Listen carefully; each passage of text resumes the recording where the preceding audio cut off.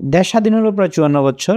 তো ৫৪ বছর পরে আমরা বাংলাদেশ এখন একটা ম্যাচিউরড কান্ট্রি। বাংলাদেশের ইকোনমি তরতর করে এগিয়ে যাচ্ছে। তো বিশেষ করে ৯০ এর পরে আমরা একটা গ্রোথ মোমেন্টাম লক্ষ্য করছি ইকোনমিতে। আমরা যদি বলি পার্সোনাল কেয়ার বা কসমেটিক্স এই ক্যাটাগরিটাই পার্সোনাল কেয়ারে প্রায় ৩০,০০০ কোটি টাকার মার্কেট। আর যদি শুধু কসমেটিক্স ক্যাটাগরির কথা বলি তাহলে এই জায়গাটায় অলমোস্ট 10,000 crore টাকার মার্কেট। আর এই মার্কেটের গ্রোথ হচ্ছে প্রায় ১০-১৫% ইন বিটুইন একটা গ্রোথ আমরা দেখতে পাচ্ছি। এখন এই যে ইন্ডাস্ট্রিটা গ্রো করছে বা ইন্ডাস্ট্রিতে অনেক এমপ্লয়মেন্ট জেনারেট হচ্ছে, নাম্বার 1। নাম্বার 2 হচ্ছে এই যে আপনার একটা এই ইন্ডাস্ট্রির কারণে কিছুটা আমদানি রপ্তানিতে একটা আপনার মোমেন্টাম আসছে, প্রচুর ফ্যাক্টরি হচ্ছে, সেলস পিপলের চাকরি হচ্ছে, প্রচুর আউটলেট হচ্ছে। সো এই সবগুলো মিলেই একটা এমপ্লয়মেন্ট জেনারেট হচ্ছে। এই ইন্ডাস্ট্রিটা যখন একটা গ্রোথ মোমেন্টামে আছে, ঠিক এরকম একটা স্টেজে বাংলাদেশে ফর দ্য ফার্স্ট টাইম কসমেটিকা 25 যেটা হলো কিছুদিন আগে, আমিও পার্টিসিপেট করেছি, আমি ছিলাম ওখানে। তা আমি দেখেছি যে দেশি বিদেশি অনেক সাপ্লায়ার বা অনেক কোম্পানি এখানে স্টল নিয়েছে।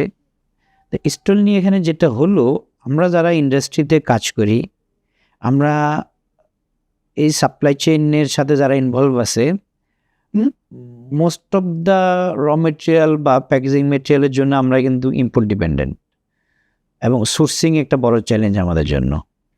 এবং অতীতে দেখা গেছে আমরা এই ধরনের একটা ফেয়ারে অ্যাটেন্ড করতে হলে বিদেশে যেতে হইতে হয়, থাইল্যান্ড বা দুবাই বা সিঙ্গাপুর বা ইউরোপের কোনো কান্ট্রিতে।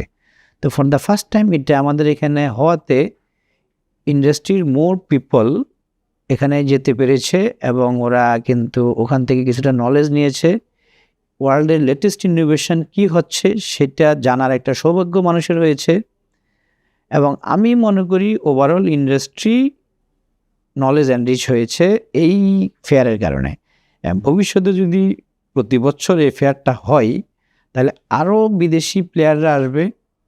আমরা একটা কোলাবোরেশনের একটা অপরচুনিটি ক্রিয়েট হচ্ছে, ইনোভেশনগুলি আমরা ড্রাইভ করতে পারবো ফিউচারে। বাংলাদেশের কসমেটিক্স ইন্ডাস্ট্রিতে আমি মনে করি সবচেয়ে বড় চ্যালেঞ্জ হচ্ছে স্কেল। আমাদের যেহেতু একটা গ্রোয়িং ফেজে ইন্ডাস্ট্রিটা, পেনিট্রেশন এখনও ভেরি লো। তো পেনিট্রেশন লো মানি হলে কিন্তু একটা অপরচুনিটি হিউজ। তো এরকম একটা জায়গায় যেহেতু অপরচুনিটি আছে, আর আপনার এখানে ইন্ডাস্ট্রিটা এখনও পর্যন্ত ইন্ট্রোডাক্টরি ফেজে আছে, গ্রোয়িং ফেজে আছে। তো এই জায়গাটায় বিদেশি কিছু প্রোডাক্ট আপনার, আমরা যেটাকে বলি সহজ ভাষা লাগেজ পার্টি, এরা নিয়ে আসে। সো নিয়ে এসে আসলে কোনটা বিদেশি কোনটা দেশি, দেশে বানায় নকল হিসেবে আমরা কিন্তু অনেক সময় বুঝতে পারি না। এই জন্য মানুষ প্রতারিত হচ্ছে। তো মানুষ যেই জায়গাটা প্রতারিত হচ্ছে, এই জায়গাটা একটা ভালো প্রোডাক্ট দেখলেও মানুষের একটা পারসেপশন কাজ করে এটা নকল কিনা। প্রথমে মানুষ দেখে যে এটা কি নকল না আসল, এটা খোঁজে। This is number 1। নাম্বার 2 হচ্ছে আমাদের দেশে কিন্তু বড় বড় যে বিদেশি কসমেটিক্স প্লেয়ার আছে এরা কিন্তু কেউ ডাইরেক্ট আসে নাই। ডাইরেক্ট না আসাতে মার্কেটটা যে হারে বড় হওয়া উচিত সেই রকম হারে বড় হচ্ছে না।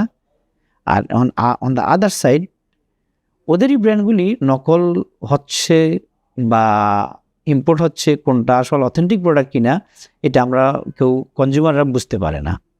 এই জায়গায় কনজিউমারের একটা ডিপ্রাইভেশন আছে। আরেকটা পার্ট হলো মোস্ট অফ দ্য র মেটেরিয়াল হচ্ছে আমাদের ইম্পোর্ট। এই ইম্পোর্ট ডিপেন্ডেন্সির কারণে এই ইন্ডাস্ট্রিটা একটা গ্রোথের একটা বাধা হিসেবে কাজ করতেছে। আসলে কসমেটিকা 25 এবার যে first time in the country যেটা লঞ্চ হলো, আমি এটাকে সাধুবাদ জানাই, বিশেষ করে যারা অর্গানাইজ করেছে। এ ধরনের একটা আরও আগেই হওয়া উচিত ছিল, কেন কেউ ইনিশিয়েটিভ নেয় নেই আই ডোন্ট নো। তো ইন্ডাস্ট্রির একটা ইকোসিস্টেমের একটা পার্ট হিসেবে আমরা বা ইন্ডাস্ট্রি ইনসাইডার হিসেবে আমরা এটার সাথে থাকবো ভবিষ্যতে যদি অর্গানাইজ করে কেউ, এবং আমরা সহযোগিতা করার কোনো সুযোগ থাকলে সহযোগিতাও করব।